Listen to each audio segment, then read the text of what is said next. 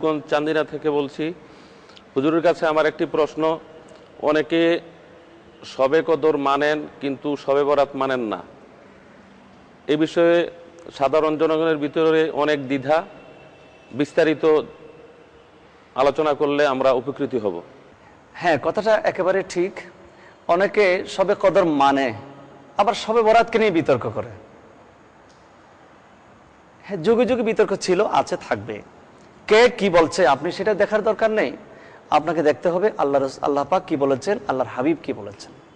আল্লাহ পাক রব্বুল আলামিন কোরআনে কারীমের মধ্যে বলেছেন, ইন্না আনজালনাহু ফি লাইলাতিন মুবারাকা।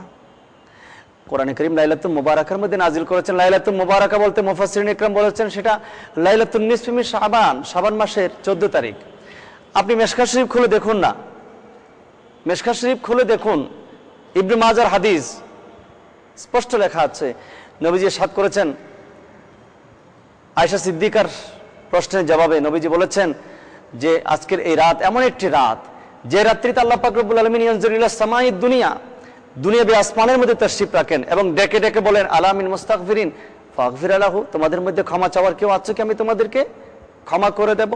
এবং এই রাত্রিতে ইন্নাল্লাহা ইয়াগফিরু লিআকসারা আদাদে শাআরে গনামে কালবিন, বনি কালাব গোত্রের যত বকরি আছে, ওই বকরির গায়ে যত পশম আছে, ওই পশমের সংখ্যার চাইতে বেশি মানুষকে, বেশি বান্দাকে আজকের এই রাত্রিতে আল্লাহ পাক রব্বুল আলামিন ক্ষমা করে দেবেন।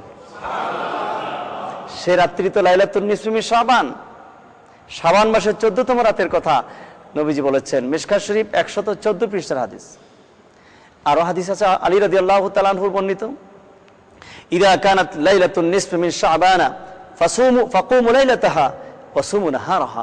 নবীজি বলেছেন লাইলাতুন নিসফি মিন শাবান যখন আসবে, শাবান মাসের 14 তারিখ তথা শবে বরাত, লাইলাতুল বরাত যখন আসবে, তোমরা ফাকুমু লাইলাতাহা, সারা রাত কিয়াম করো, সারা রাত ইবাদত বান্দেগি করো, ওয়াসুমু নাহারাহা, এবং পরের দিন তোমরা রোজা রাখো।